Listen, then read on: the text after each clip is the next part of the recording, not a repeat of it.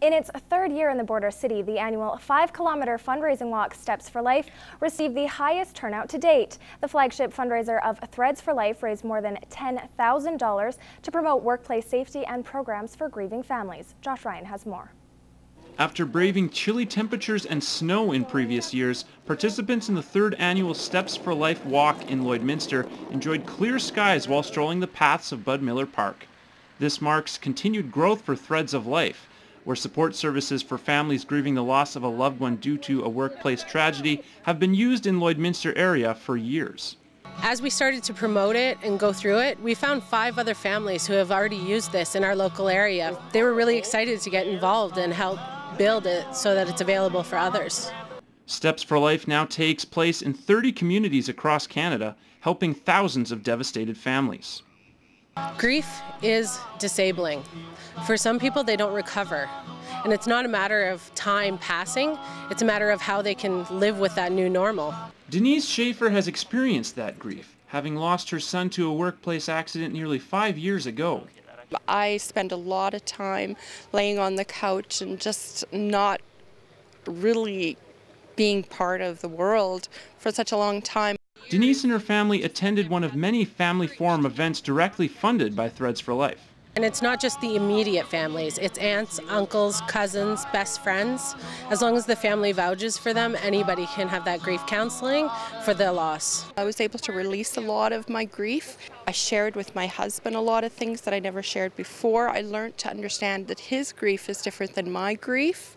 It allowed us to understand our daughter's grief too. Since then, Denise has continued to be involved with events like Steps. I was very touched by the people that I was able to touch and to be able to spread the word to them how devastating this is for these families when there isn't proper safety.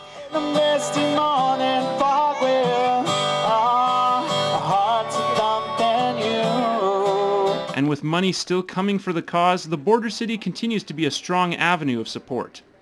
We have more people involved. We have the families that we know have been affected here, and that's what really matters, is they know that we're here for them.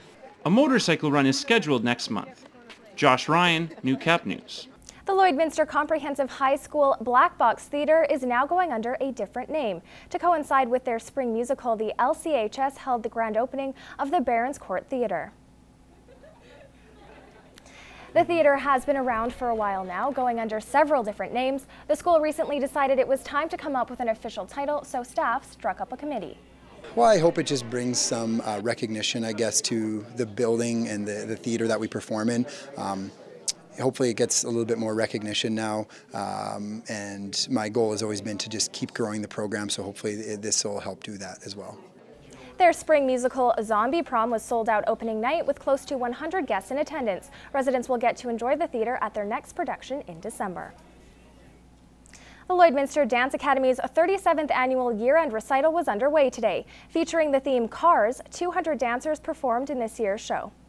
Oh, hey, Mr. the King. You got more talent in 111 than a lot of cars has got in their whole body.